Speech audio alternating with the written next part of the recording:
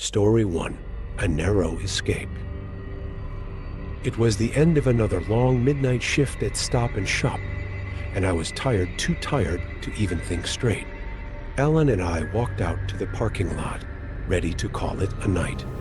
I was planning on grabbing a quick bite before heading home, but as we reached our cars, I noticed something strange. A black pickup truck rolled into the lot, its tires screeching as it came to a halt right next to us. At first, I thought nothing of it, but then I saw the couple in the truck. They looked rough. Their clothes were torn and filthy, their faces gaunt, eyes wild. The guy, tall, scruffy, rolled down his window and leaned out. "Hey man, you got any spare change?" he asked, his voice hoarse like he'd been yelling for hours. I exchanged a quick glance with Alan, and we both hesitated. We didn't know what to make of them, but they seemed harmless enough, so I reached into my pocket and pulled out a couple of bills. I offered them to the guy. "Here, all I've got is $5, I said, holding it out. Alan mirrored me, doing the same. The guy snatched the money out of my hand without saying thanks. He looked down at the bills, then shot us an angry look. $5? He growled, his voice getting louder. "That ain't enough. We need more." The woman in the passenger seat didn't say anything, but her eyes were locked on us, unblinking. Something about her gave me the creeps, but before I could process it, the guy's voice snapped me back to reality. "That's not good enough," he repeated, now stepping out of the truck. "You're not going anywhere until you give us what we want." I felt a cold knot form in my stomach. The situation was starting to escalate, and I could feel the tension building. Alan glanced at me, and I knew what he was thinking. He wasn't saying anything, but I could see it in his eyes. We needed to get out of there. "Come on, man," I said, my voice low. "We don't have anything else. We need to go." Alan nodded and started his engine, slamming his car into reverse.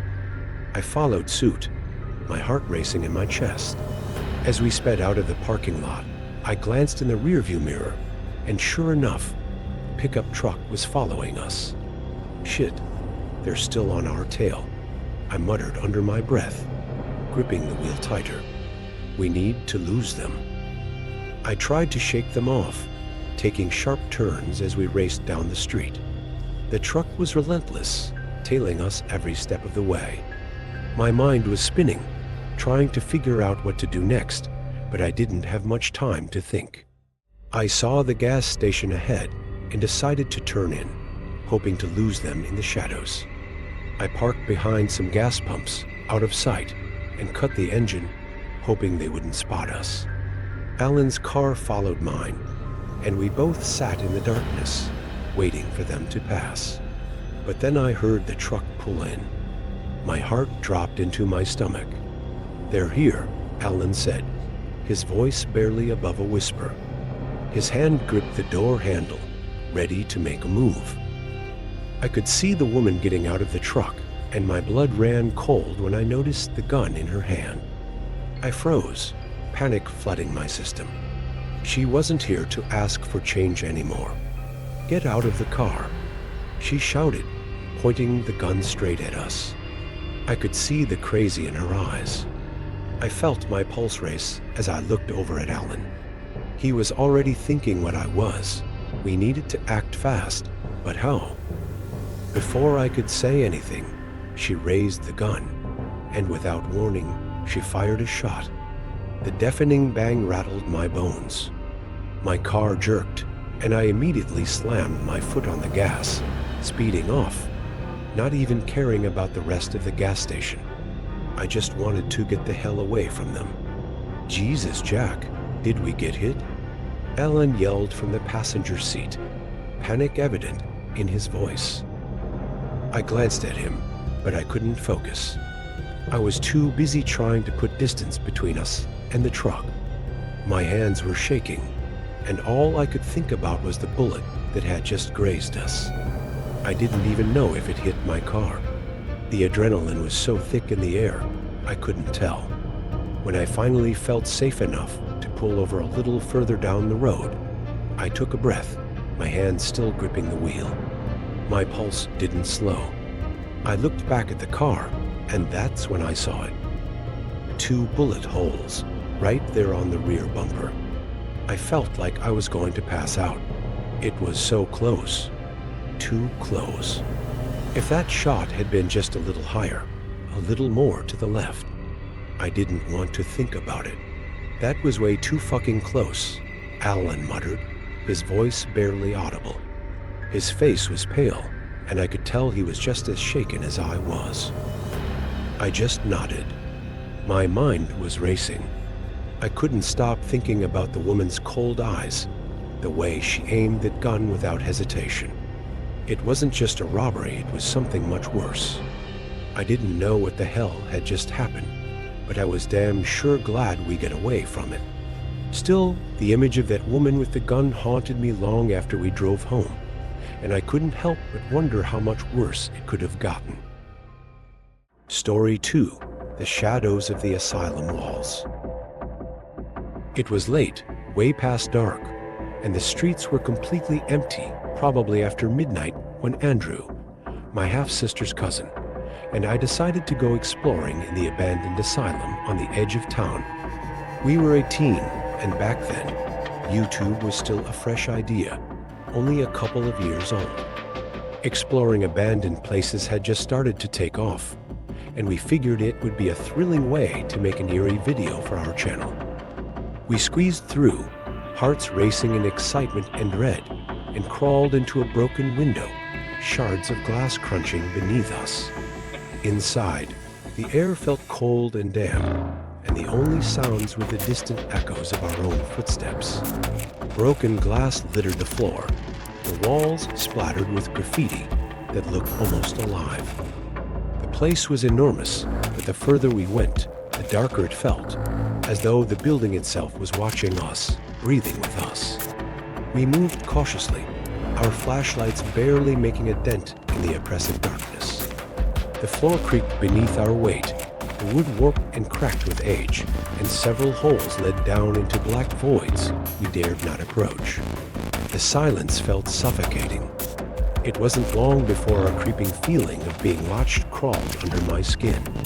I wasn't the only one who felt that Andrew kept looking over his shoulder, too, his breath quickening. We found a small room with a dusty old dental chair and broken equipment. It looked like something out of a nightmare, the once sterile room now coated in grime and decay. But it wasn't the dental room that made my blood run cold, it was the bathroom upstairs. As soon as we entered, we heard a persistent, rhythmic dripping sound coming from one of the stalls, slow and deliberate. Tap, tap, tap, like a clock ticking down to something terrible. We approached the stall, but the door was locked. The gap at the bottom was far too small for us to squeeze through, and I swear the air around it grew colder the closer we got. Without a word, we turned and fled the bathroom, our footsteps echoing too loudly, the silence pressing in on us even harder. In the hallway, we discovered a stairwell leading either upstairs or downstairs. Like idiots, we chose to go downstairs, chasing the thrill of a haunted basement. As we descended, the air grew thick with a stifling, musty smell, and every step seemed to make the building groan in protest. The walls were damp, the floor slick with some unknown substance. We came upon a bulletin board covered with old photos, faded news clippings, and articles that sent an icy chill through me. Who had left them here? And why did they feel wrong? We were both standing in front of the board when we heard a low, metallic scrape from down the hallway. It was almost too quiet at first, but then it grew louder, like something heavy dragging against the floor. Our lights swung toward the sound, just in time to catch a glimpse of what looked like a shadowy figure, just a glimpse, but it was enough. A pale forehead, moving into one of the rooms. My heart skipped a beat. It wasn't human, it couldn't be. Before I could even process what I'd seen, Andrew screamed. It wasn't just a shout, it was primal, full of terror. And before I could react, we both turned and ran. My breath was coming in panicked gasps as I heard the unmistakable sound of footsteps behind us, quick and heavy, matching our frantic pace. We bounded up the stairs, the floor beneath us creaking as if the building itself was shifting. Every fiber of my being screamed that something was following us, that it was just waiting for the right moment to grab us. At that moment, I felt it, a cold hand brushing against the back of my neck, an icy breath on my ear. But when I whipped around, nothing was there. I screamed, my voice cracking, my feet moving faster, pushing me forward. We reached the window we'd come in through, stumbling through the broken glass to escape. We both scrambled outside, hands shaking, adrenaline pumping through our veins like fire. As we made it to Andrew's car, we could hear it. The unmistakable sound of a door opening from deep within the building, the screech of old metal hinges grinding, and a soft thump of footsteps, slow, deliberate, following us. We didn't hesitate. We jumped into the car, slammed the door shut, and sped away. We never looked back.